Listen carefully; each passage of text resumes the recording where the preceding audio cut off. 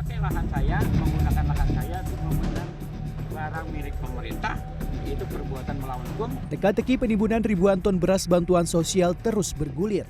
Selasa siang, tim Satgas Pangan Mabes Polri mendatangi lokasi penimbunan di kawasan Tirta Jaya, Sukma Jaya, Depok. Selain memeriksa lokasi penimbunan, tim Satgas Pangan Mabes Polri juga memeriksa kantor perusahaan jasa pengiriman barang. Di hari yang sama, Kementerian Sosial juga mendatangi gudang perusahaan jasa pengiriman barang dan lokasi penimbunan beras bansos. Dari pemeriksaan di lokasi penimbunan, Inspektur Jenderal Kementerian Sosial, Dadan Iskandar, menegaskan sembako yang ditimbun bukan bantuan dari Presiden yang disalurkan melalui Kementerian Sosial. Dadang menambahkan bantuan dari Kementerian Sosial berupa beras dalam karung dengan berat 25 kg.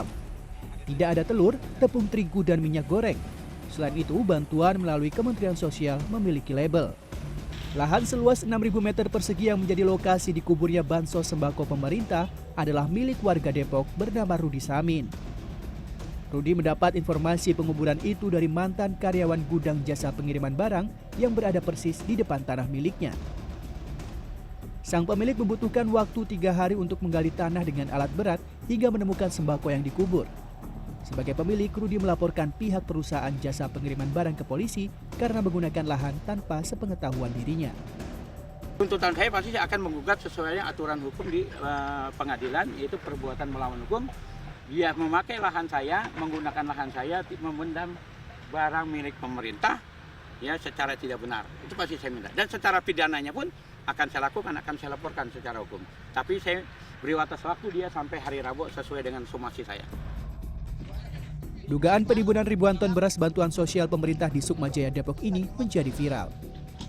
Senin kemarin, Polda Metro Jaya menyebut telah memeriksa sejumlah saksi, mulai dari Kementerian Sosial dan perusahaan pengiriman barang yang mengangkut ribuan ton bansos dari gudang Bulog. Sejauh ini pihak perusahaan jasa pengiriman barang mengaku bansos yang dikubur rusak setelah terkendala cuaca buruk. Beras yang ditimbun adalah beras yang rusak, jadi beras yang telah basah dalam perjalanan pengambilan dari gudang Bulog itu.